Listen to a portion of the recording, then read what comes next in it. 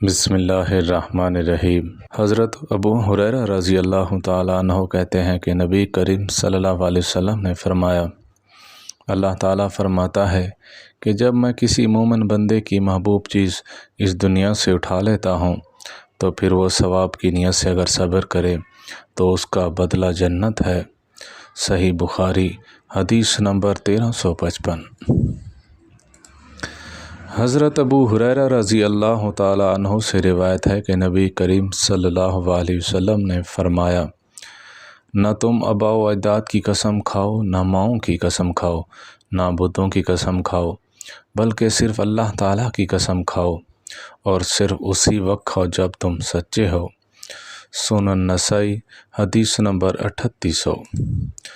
حضرت عبداللہ بن عمر رضی اللہ تعالیٰ عنہ کہتے ہیں کہ نبی کریم صلی اللہ علیہ وسلم کو یہ فرماتے ہوئے سنا ہے، سب سے بہتر سلوک اور سب سے اچھا برتاؤ یہ ہے کہ آدمی اپنے باپ کے دوستوں کے ساتھ صلہ رحمی کرے۔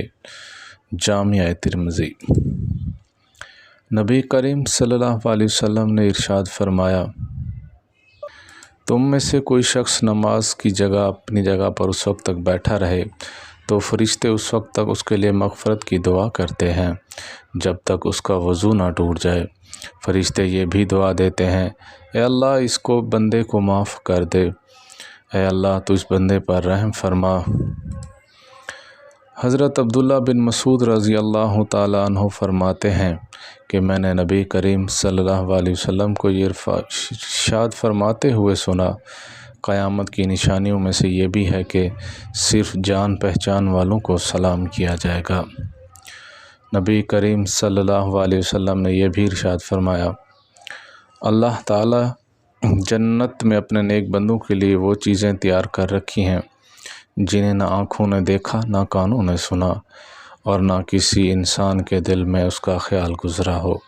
اللہ تعالیٰ ہم سب کو جنت الفردوس میں اعلیٰ مقام عطا فرمائے۔ وآخر دعوانا ان الحمد للہ رب العالمین۔